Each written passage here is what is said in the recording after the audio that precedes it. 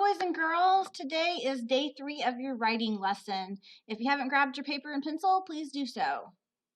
Okay, let's go ahead and begin. All right, title of our lesson, Nonfiction authors tell information in chronological order or temporal sequence.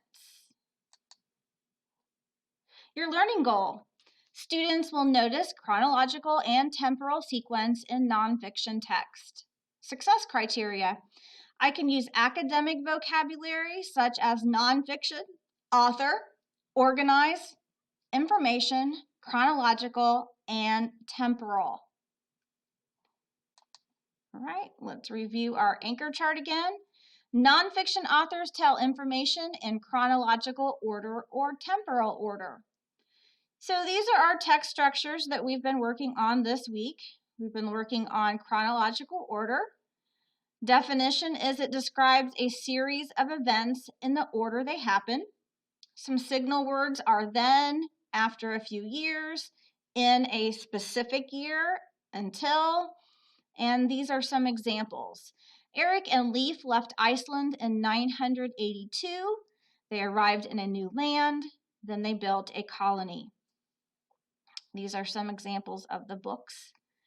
And then here is another book example, and this is temporal order or temporal sequence. And this book is called Skateboards. It describes the sequence in which something always or usually occurs, such as the steps in a process. Some signal words are step, 1, 2, 3, etc.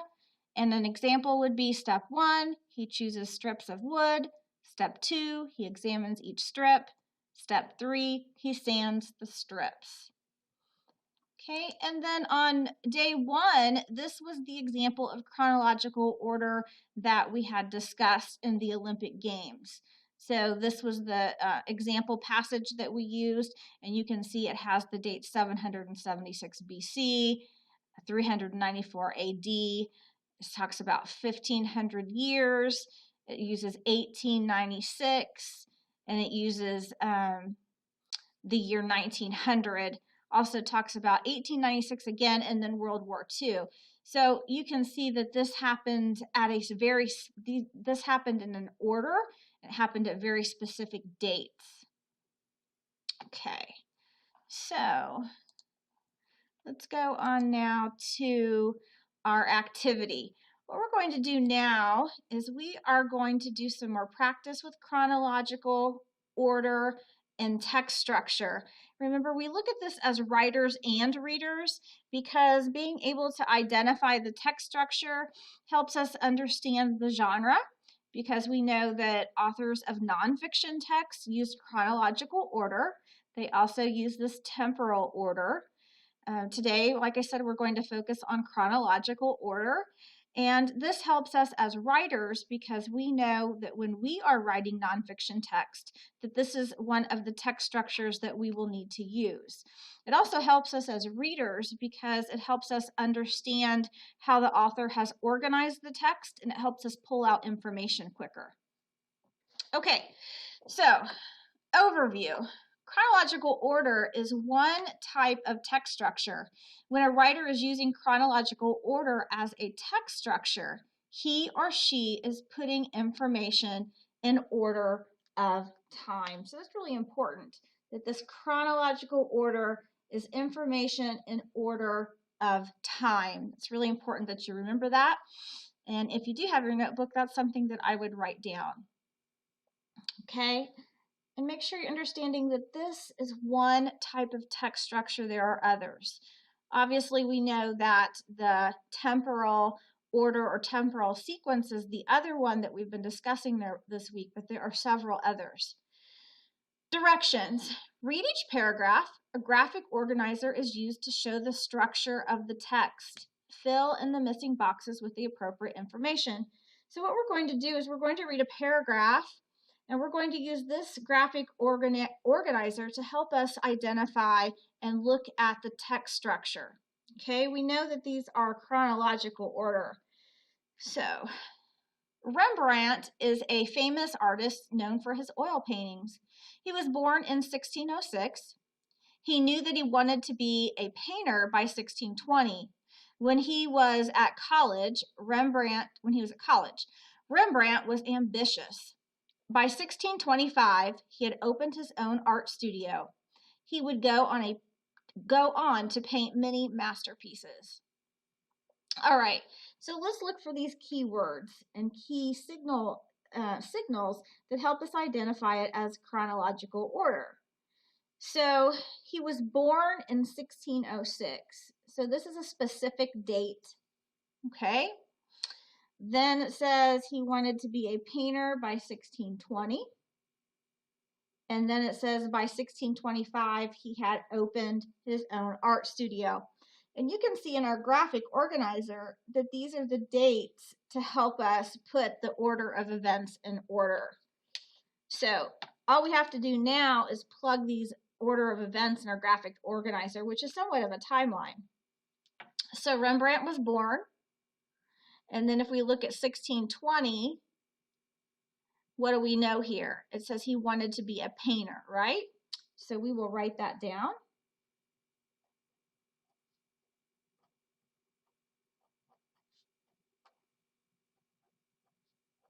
And this is where I would just simply write this in your notes. Wanted to be a painter. Write this in your notes. You can just put 3 boxes and put the dates there. If you need to pause the video so that you can add this in your notes, that would be a great idea, because you can always refer back to this, and these text structures, I promise you that you'll be using a lot. Okay? This isn't a lesson that you will forget about. This is a chronological order. Text structures are something that you'll need to know quite often and will be useful to you. All right, and then we have 1625. What happened in 1625? Well, if we look back, it says by 1625, he had opened his own art studio, and he would go on to paint many masterpieces after that. So in 1625, what was the significant thing that happened? He opened his own art studio. So that's pulling out the essential information. All right, well done. So now let's go on to the next paragraph and see what we can pull out of this chronological text structure. Remember, we're going to be looking for those signal key words and dates. Pablo Picasso, known for his abstract style, that means that his art looks out. Well, let me start again. Pablo Picasso is known for his abstract style. That means that his art looks out of this world. Picasso's father was also an artist. He started training him when Picasso was 7. When Picasso was 13, he was so good that his father quit painting. At the age of 16, Picasso went to art school. So we have Picasso at 7, Picasso at age 13, and Picasso at age 16. So let's look back in the text and find those. So we have Picasso at 7, specific time, Picasso at 13, and then Picasso at 16. All right. So now let's look at the essential things that happened at those specific times. If we go back to when he was 7, it says he started training him when Picasso was 7. So it says he. Do we need to be specific and not just put the pronoun he? Sure we do. We don't want to just say he because we'd wonder who, right? Well, so let's back up a little bit. Picasso's father was also an artist. He started training him when Picasso was 7. So if we write that as Picasso's father started training him at age 7. We could say that. We could say at age 7, Picasso began training with his father. You can say that in a few different ways, but remember, we want to pull that out, that information, and put it in your own words. Okay, So now let's move on. Picasso at age 13. We'll find that in the text and see what it says. When Picasso was 13, he was so good that his father quit painting. All right, so why do you think that his father would quit painting? You have to make an inference here. If Picasso's good, why would his father quit painting? When Picasso was 13, he was so good that his father quit painting. Do you think that maybe his father quit painting so that he could focus entirely on Picasso? Probably. If his father, if we know back here, he started training with him when he was 7. Okay? Because it says also here, Picasso's father was also an artist. So we can make an inference there. We can use our background knowledge as well as the key details here in the text. So we need to put that in our own words. We can say, at age 13,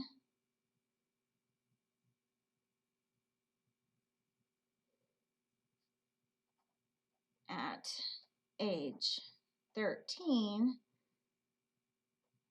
Picasso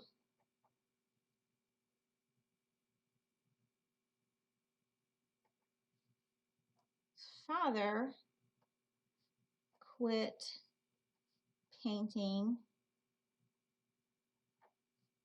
to train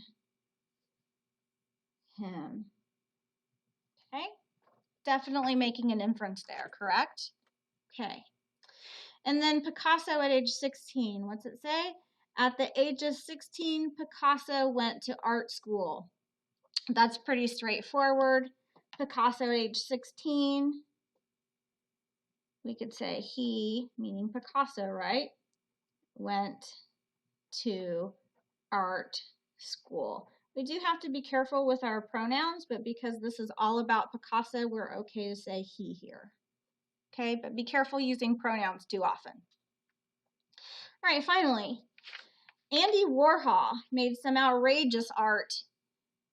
He's the guy who painted the soup can in 1962. Or maybe one of his friends painted it. It's hard to say. Another one of his famous works is of Chinese leader Mao Zedong.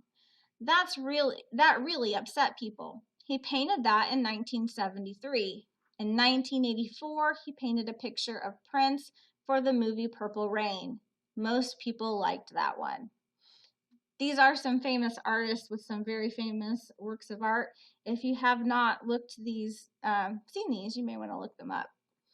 All right, so let's look at key details. We have our keywords, signal words. We have 1962. Okay, that's our first one here. Now we have to find them ourselves on here. Here we have another one of the paintings. He painted that in 1973. And then we have 1984. So we'll need to fill out the graphic organizer ourselves. So you'll want to write 1973 here. And then 1984 on this one. All right, now let's go back in the text and see if we can pull out the essential information. Okay, what happened in 1962? Well, it says he's the guy who painted the soup can in 1962. So we can say Warhol painted a famous soup can. Get a funny S there. Okay. Warhol painted a famous soup can. All right, then in 1973, it said he painted this Chinese leader that upset many people. So we can write that down.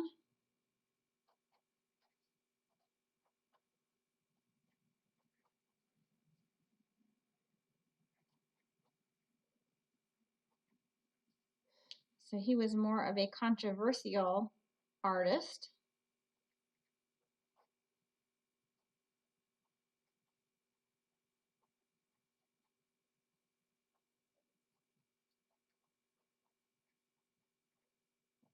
Okay.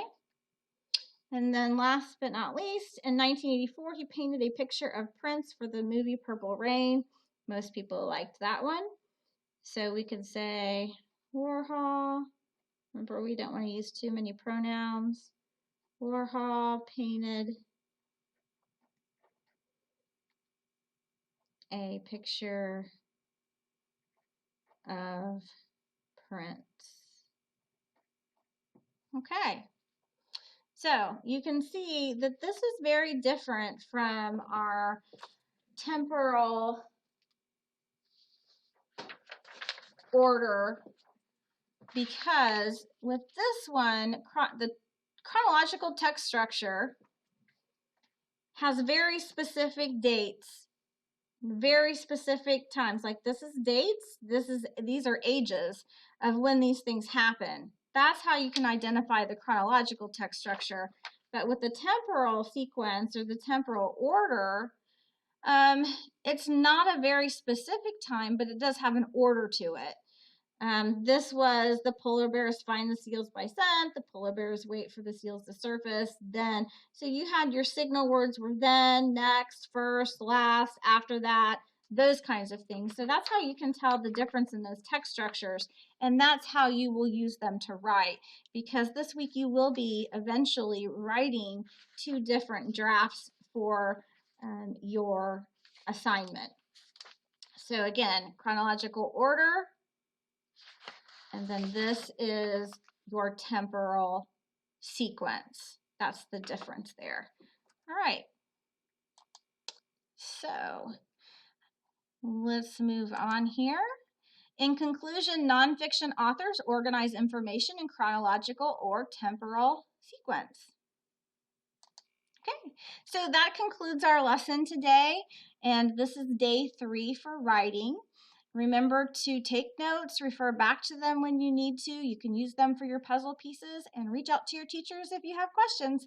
Have a wonderful day.